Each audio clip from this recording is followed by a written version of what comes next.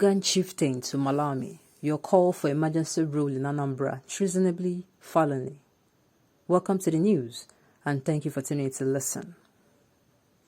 Awka, a chieftain of the All Progressive Grand Alliance (APGA) in Anambra State, Honorable Barrister Ifatu Obi-Okoye, has accused those described as APC elements in being responsible for the state of insecurity in Anambra.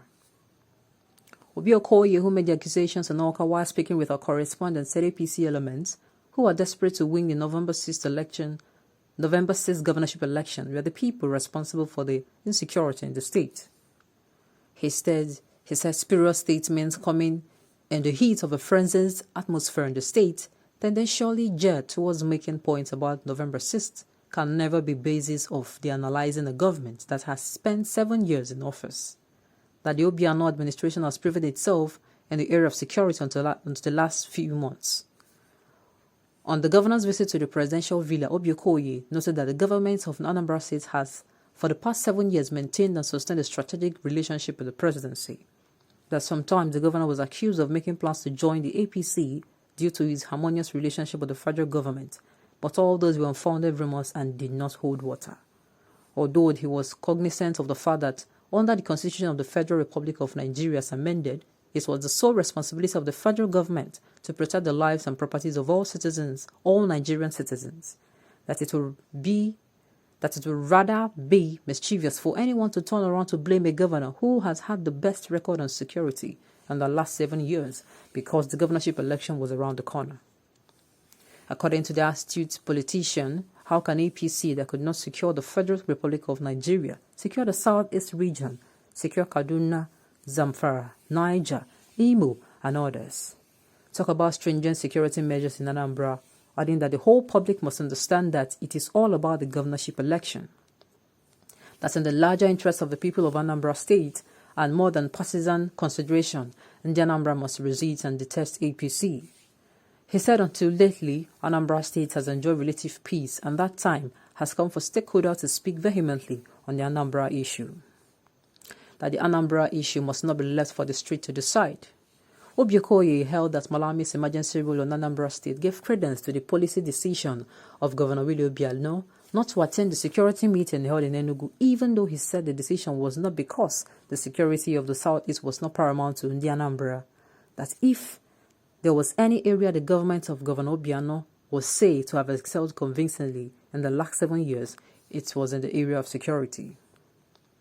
The Abga chieftain emphasized that Anambra State under Governor Willie Obiano has attained several local and international awards for maintaining and sustaining the security architecture of the state in the last 7 years. That Obiano's government cannot be accused of being insensitive to the security of lives and properties of Anambra citizens. He explained that 7 years of governors in Anambra did not witness any major bank robbery incident, that the state has confronted criminals, kidnappers, and other obnoxious elements across the state, but notoriously in the last 2 months leading to the November 6th governorship election, the security situation in Anambra State changed. Obi-Okoye noted that the initial government thought it was naturally built up towards the election when people began to recruit thugs to foment trouble, but stated that the government had far more reaching intelligence on the matter. He said, "We have intelligence that the people who are causing mayhem in Anambra State are coming from outside the state. I must say as a lawyer too that the statements of the Attorney General of the Federation amount to treasonable felony because the statement did not derive from the facts on ground. Before you begin to talk about a state of emergency, they must derive from a position of a siege on ground. In the last 2 months, a total of 15 people have been killed in Anambra State in various incidents, all because of the election. We never saw this until 2 months ago. So every Anambra State adult citizen must rise to the situation because it is no more about APGA or PDP. Election is for all political parties. Election remains an opportunity for Anambra people to choose for themselves who will be their next leader. You cannot force somebody on the people of Anambra State. Between the APC candidates and the Attorney General of the Federation, as a lawyer, I understand the role of the Attorney General. He is the chief law officer in the country, but he can never use that position to foster the benefits of a particular political party because it will be most unprofessional, unethical, and calls for his immediate resignation from office as Attorney General of the Federation.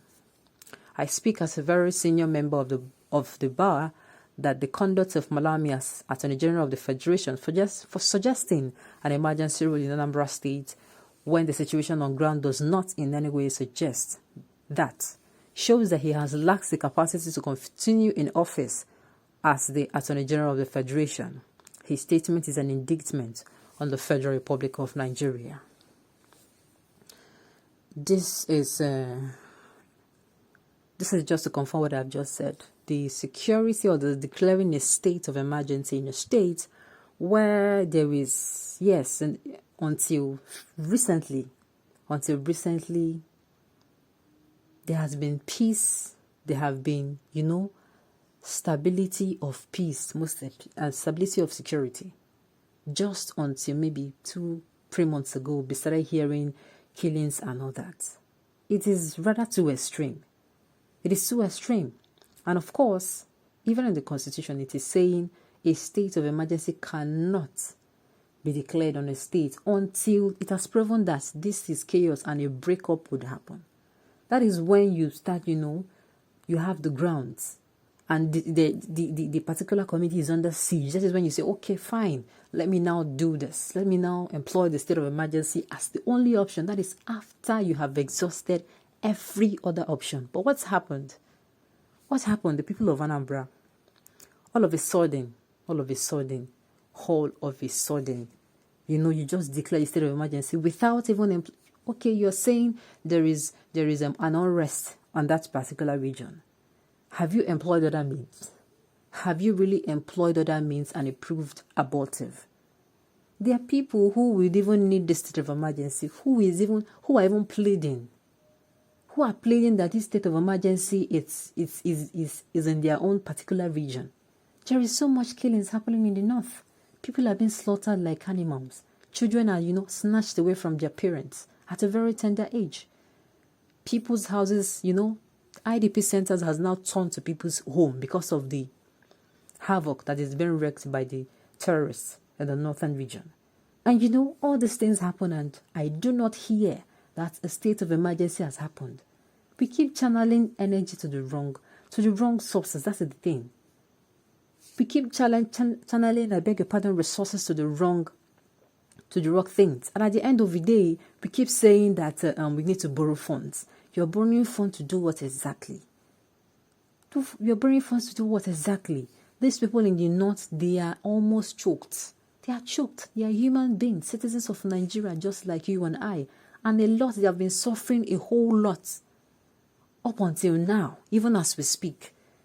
With the news coming in every day, we either hear of one community has been attacked and people were kidnapped, or people came in and they killed. A lot of bad news. Now, these people over there too are not allergic to peace. The same peace that happened in one region should reach all of them. The same security that we are trying to give should get to all of them. With this being said, it is too extreme to place the state of emergency in Anambra State when other regions are really in need of or in their help of need of these soldiers that were sent to the east. On this note, I've come to the end of the news. Thank you for tuning in to listen till I come your way next time. Enjoy the rest of your day.